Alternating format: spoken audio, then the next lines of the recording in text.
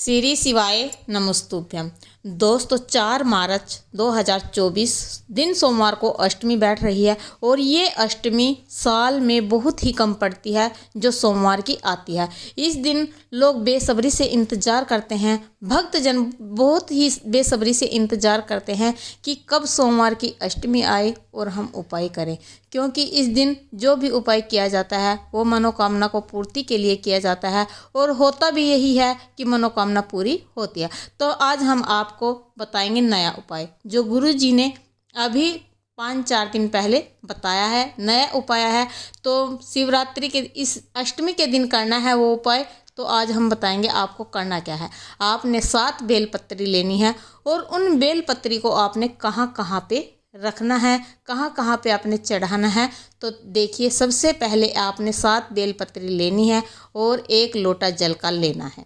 आपने सबसे पहले कहाँ पे बेलपत्री चढ़ानी है, तो सबसे पहले आप अपनी रसोई घर में जाएंगे, क्योंकि जहाँ पे आपकी रसोई होती है वहाँ पे एक परिंदा होता है, एक मटका होता है जहाँ से आप पानी लेते हैं, पानी पीते हैं। उस मटके के पास आपने पहले वाली बेलपत्री चढ़ा देनी है।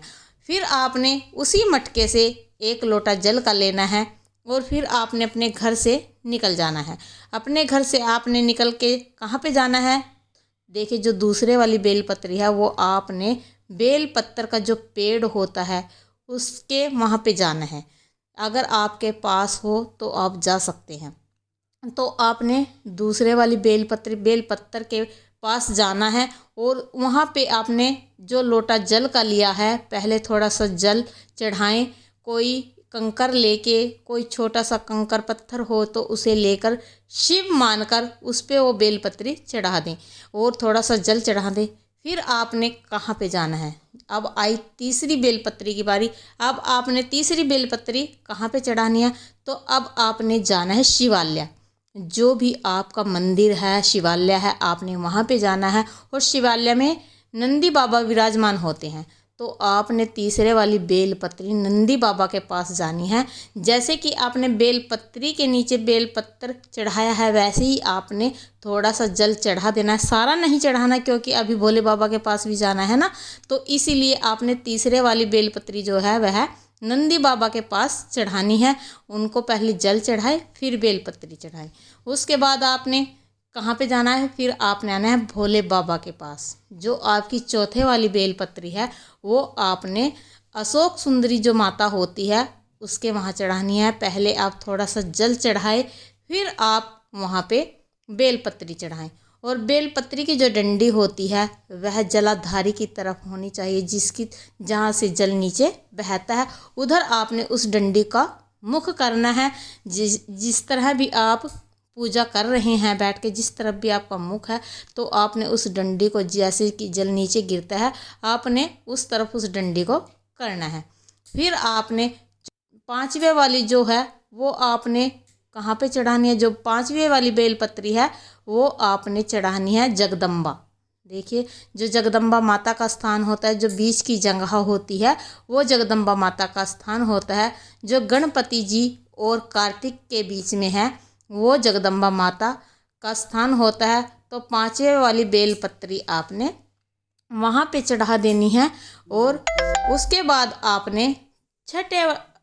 आपने छठी बेलपत्री कहाँ पे चढ़ानी है, फिर आपने छठे वाली बेलपत्री जो है वह भोले बाबा के पास जाना है। भोले बाबा के ऊपर थोड़ा सा जल चढ़ाएं, जल डालें, फिर आप उस बेलपत्री को भोले बाबा को समर्पित कर दें, जो छठे वाली बेलपत्री है।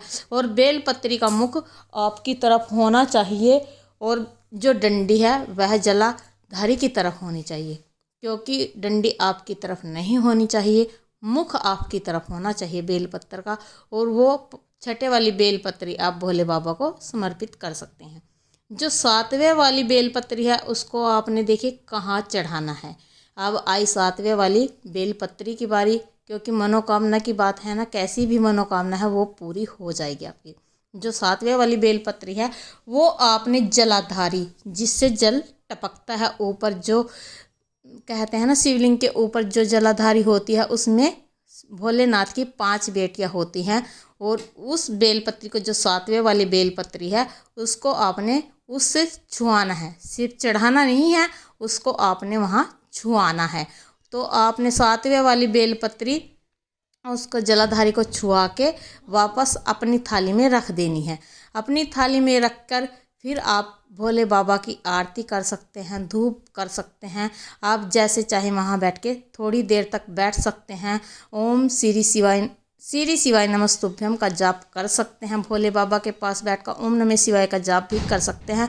और ये उपाय करते हुए आपको अपनी मनोकामना भी रखनी है। जो आपकी मनोकामना है, जैसी भी आपकी मनोकामना है, वो रखनी है, क्योंकि 100% आपकी मनोकामना पूर्ण होगी। क्योंकि जो भी भोले बाबा के मंदिर में चला जाता है, शिवालय में चला जाता है, उसकी मनोकामना कभी भी नहीं रुकती है। भोले बाबा उसकी मनोकामना जरूर पूरी करते हैं। तो देखिए, आपने जो 7वें वाली बेलपत्री है वो अपनी थाली में रखी। उसका करना क्या है? आप सोच रहे होंगे कि अब इसका क्या करना है। तो आपने उसका क्या करना है, उसको आप अपने घर में लेके आए। अपने घर में लेके आए, जब आप वापस आए तो उसको आपने, जहाँ आपका तिजोरी होती है, आपका धन होता है, जहाँ भी रखते हैं आप, उस जगह पर आपने उसको रख देना है। क्योंकि वो आपके घर में सुख समृद्धि लाएगी। माता लक्ष्मी का सदा वास आपके घर में रहेगा और आपकी जैसी मनोकामना हो वो पूर्ण हो जाएगी। अगर दोस्तों आपको हमारी वीडियो अच्छी लगी तो ज़्यादा से ज़्यादा लाइक करें, शेयर करें, सब्सक्राइब करें और कमेंट में हर हर महादेव जरूर लिखें।